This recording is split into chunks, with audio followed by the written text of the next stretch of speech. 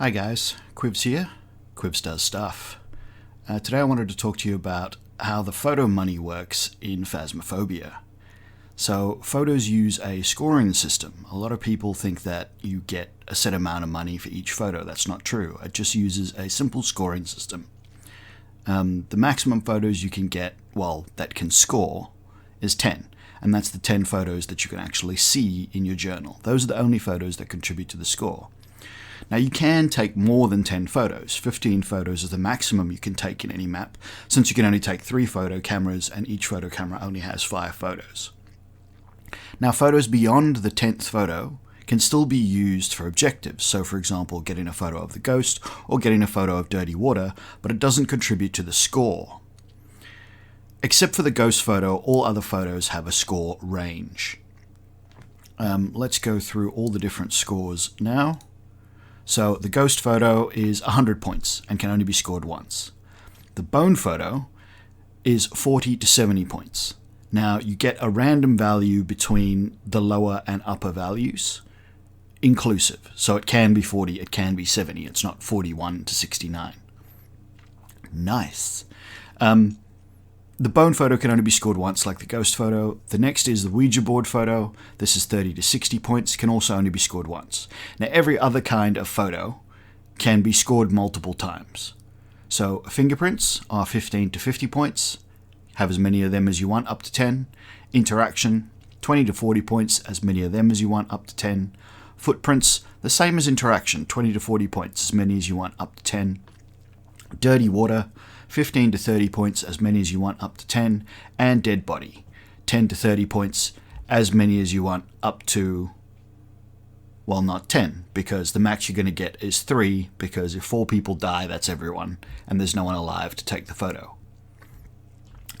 So basically all of these scores are added together at the end of the map. So any photos that you do take count. Any photos that you don't take obviously don't count, and they're just given a 0 score. Now if you take no photos, you get 0 photo score, you get 0 money. If, however, you take a photo, any one photo, it doesn't matter what photo it is, if you have less than 50 points, you still get $10. So that's, just one photo. So that's why some people think the bone is worth $10, because they take a single bone photo, leave the map, and they get $10. And they say, the bone photo is worth $10. Well, it's not. What's happened is you've scored 45 points or somewhere in that vicinity, and you get your $10 because that's what less than 50 points is worth. Sometimes you'll get $15 for just the bone photo, and that's because the bone can be up to 70 points. So if you get 51 points for the bone photo, you'll get your $15 when you leave the map. Right, so 0 points, $0. Less than 50 points, $10.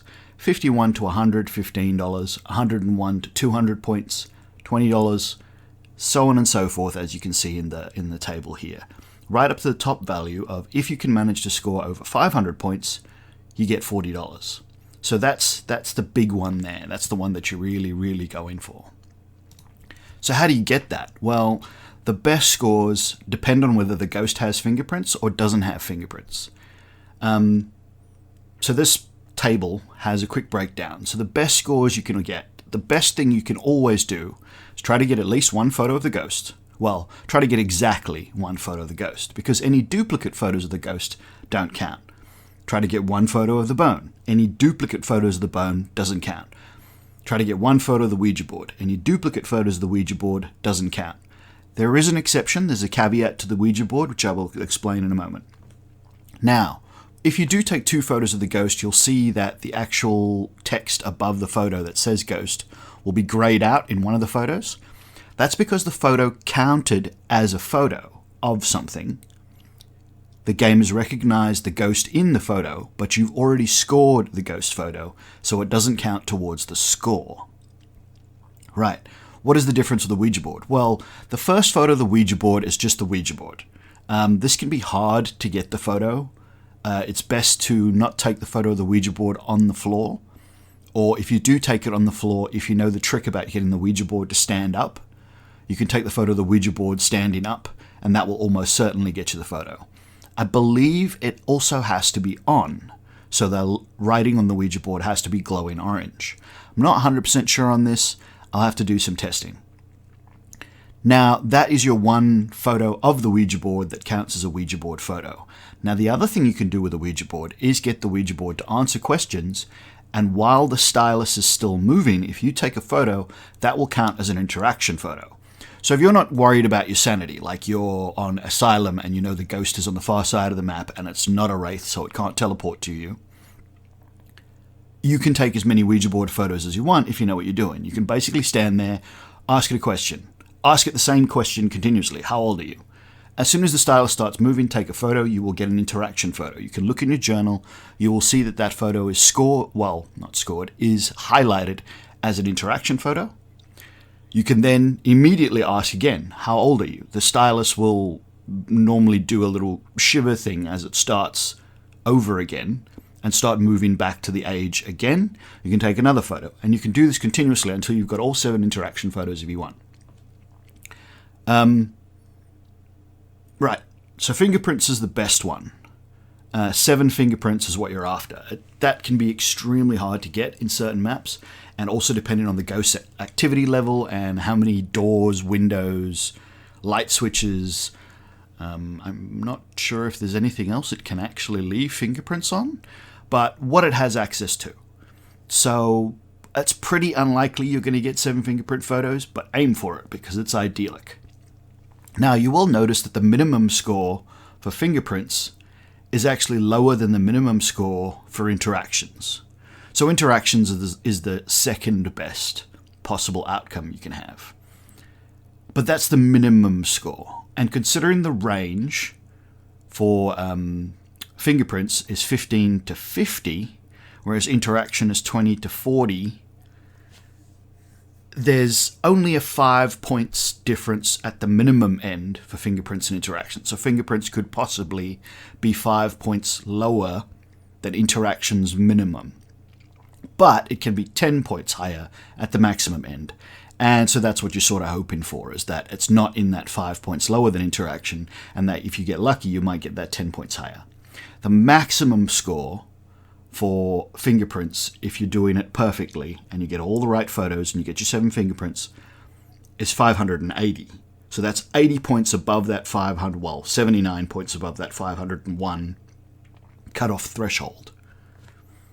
The maximum score for ghosts that don't have fingerprints using interactions and footprints instead is 510. That's only 10 points above that maximum score. So you've got a tiny, tiny, tiny little percentage chance of getting the $40 with interactions, but you've got a really good chance of getting in that $35 range. Again, you can get unlucky, but that means the bone photo, the Ouija board photo, and all 7 interaction photos have to score the minimum value. Now, in an RNG world, that's not likely to happen. It's possible. It's technically possible. That's kind of the point of random numbers. And then you can get, your 310. And that's 310 to 400 is all going to get you $30. Anything over 400 is going to get you $35. Anything over 500 is going to get you your $40. It's still the best possible outcome, is to get 1 ghost photo, 1 bone photo, 1 Ouija board photo, and if you've got fingerprints, 7 fingerprint photos. If you don't have fingerprints, get 7 interactions or footprint photos. Now, the other thing is footprints are a pain in the butt to get. It is the worst photo. I'm currently in the process of actually doing a video series where I explore how to get footprint photos on the current version. I don't play on the beta version, so my server version is 0.2. There was just a recent patch, 0.21. So if you're playing on the beta, 0.21 is out. I don't think there were any changes to how the photos work. I'll have to go and experiment. I might drop into the beta to have a look to see if it's any different. For the moment, I think footprint photos are kind of map dependent, but I don't know. We'll have to work that out. So footprint photos, you can try and get them, but you might end up wasting a photo, which means like if you try to get one footprint photo, you're now down to a maximum of 6 interactions because you may not have got that footprint photo. Hopefully you did, you might not. Be careful with those. Interactions are always better. I'm not going to go into the nitty-gritty of what counts for every photo. The ghost photo is pretty obvious, the bone photo is pretty obvious, the Ouija board photo is pretty obvious. I did explain the Ouija board interaction photos. Other than that, other people have done videos on those. You can work them out for yourself. That's going to about do it for us. That's just a quick rundown of how photos actually work. You don't get money for a photo. You get score for a photo. And your score equals how much money you get.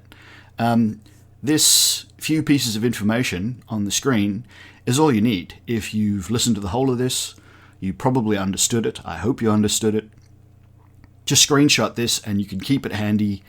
At some point in the future, you probably won't even need it anymore. You'll just know what to do.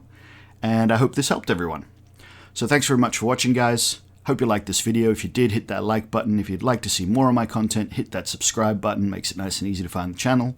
If you'd like to get notifications when I upload a new video or when I go live, hit that bell icon. And if you didn't like this video, hit that dislike button. That's what it's there for.